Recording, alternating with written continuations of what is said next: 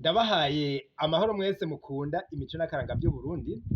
Izina ryanje ni Felicien Bankuka, muramenye mu kiganiro Nyibutsa Akaranga gica ku mara YouTube kuri Nyibutsa Akaranga TV.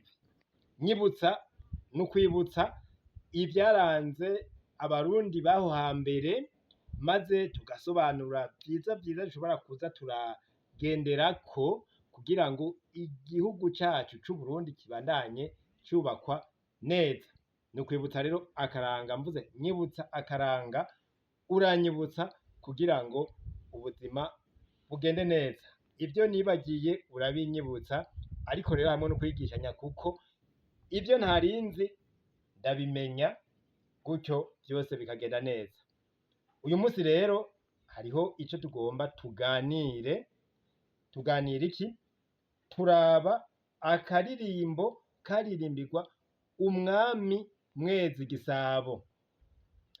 Twaba tumaze kuraba ingene abarundi bavyinira umwami ari ku ngoma, bakaririmbira abarongozi baba batware, abaganwa, wasanga hariho abaza barabashimagiza bivanye n'ico babona babamariye canke bamariye igihugu. Hariho rero ku bami, ku baganwa n'abatware barashimagizwa, twagiye turaronka utuvyino tumwe tumwe, uturimbo twabahayagiza, hanyuma turateba turaronka n'akavuga umwami Mwezi Gisabo.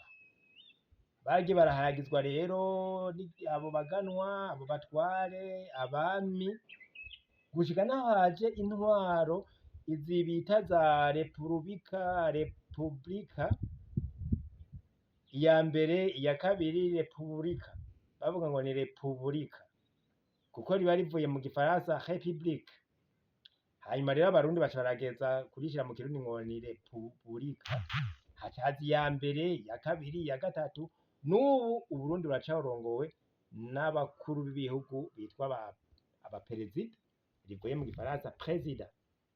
Nuko rero abo bose usanga hagiye haraba amayagwa yo kubahayagiza bivanye n'abavyina izo ndirimbo, ico babona muri abo barongozi.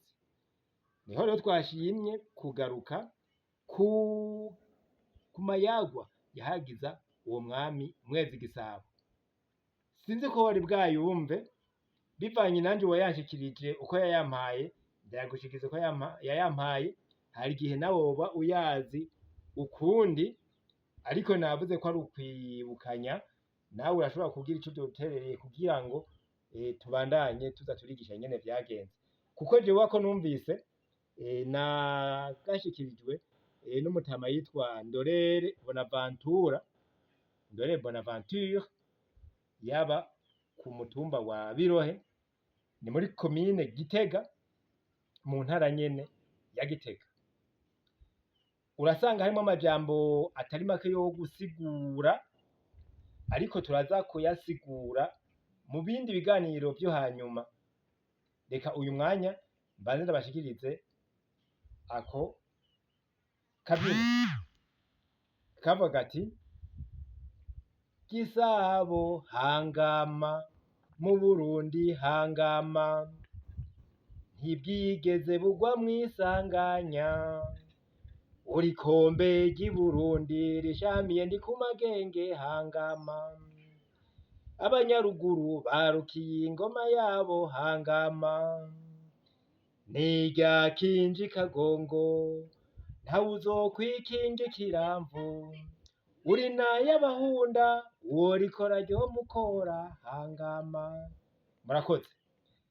Amajambo yosigurwa n'ivy'uwo mwami vyamuranze ni mu biganiro bizokurikira. Mugira amahoro.